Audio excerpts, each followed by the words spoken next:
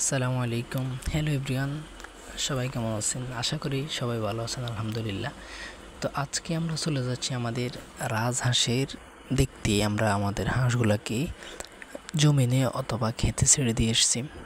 দীর্ঘদিন পর্যন্ত আমাদের এখানে এই বৃষ্টির কারণে জমি জমাতে প্রচুর পরিমাণে পানি, এখনও দেখতে পাচ্ছেন অনেক পানি দেখা যাচ্ছে, অনেক পানি এখনও আছে।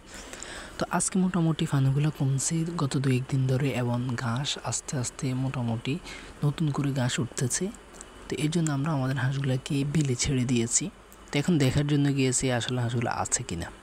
আসলে রাজহাঁস এটা হচ্ছে, যদি আপনি কাঁচা ঘাস অথবা এই জাতীয় কিছু খাওয়াতে পারেন, তাহলে যত বেশি খাওয়াতে পারবেন হাঁস তত শক্তিশালী হবে এবং আপনার খরচটা কম আসবে আর কি। যখন আপনি ভালোভাবে ঘাসগুলো খাওয়াতে পারবেন তখন আপনার খাদ্য খরচটা একটু কম হবে। আর রাজহাঁস পালনের সাথে প্রকৃতির সাথে আপনি মিশে থাকতে পারবেন। দেখেন, আমি যদি হাঁসগুলো না থাকতো তাহলে এখানে আসতাম না। আজকে প্রকৃতিটা জাস্ট আমি আপনাদেরকে একটু ঘুরে ঘুরে দেখাচ্ছি, এত সুন্দর লাগতেছে, এটা বলার বাহিরে। আপনি যখন এই প্রকৃতির মধ্যে আসবেন, এগুলো দেখবেন, তখন দেখবেন আপনার যতই দুঃখ থাকুক, যতই টেনশন থাকুক, সবগুলো মাথার থেকে এমনি দূর হয়ে যাবে।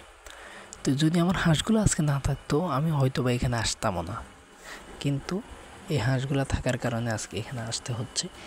সুন্দর একটা ভিউ, হাঁসগুলোকে দেখতে আজকে খুব সুন্দর লাগতেছে। আজকে বিকেলে ভিউটা দেখে হাঁসগুলো দেখেন কত সুন্দরভাবে খেলা করতেছে তারা। তো অনেক লাভজনক এই রাজহাঁস পালন করাটা। তো আজকে মতো সন্ধ্যা হয়ে যাচ্ছে, হাঁসগুলোকে নিয়ে যাব। দেখেন আমি বাড়ি আসার সাথে সাথে পিছন দিয়ে হাঁসগুলো মোটামুটি বাড়িতে চলে আসতেছে। এখন তাদেরকে বাড়িতে যেহেতু আসতেছে অবশ্যই খাবার দিতেই হবে। তো এখন আরেকটা ভালো পজিটিভ হচ্ছে, হাঁসগুলো বাদাম খায়।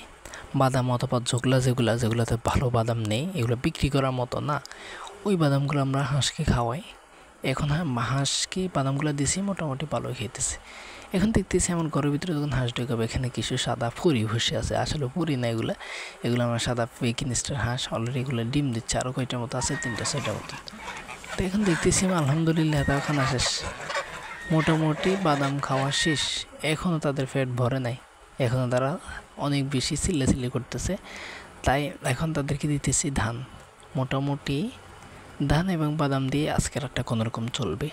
আর যখন তাদের ক্ষুধা লাগে অথবা পেটে ক্ষুধা লাগে, তখন এত বেশি চিৎকার চেঁচামেচি করে যা একদমই বলার বাহিরে। যারা হাঁস পালন করেন না তারা অবশ্যই বুঝতে পারবেন না। তো আপনাদেরকে ধন্যবাদ আপনাদের সাথে থাকার জন্য। পরের ভিডিওতে আমি আরও ভালো কিছু উপস্থাপন করবো।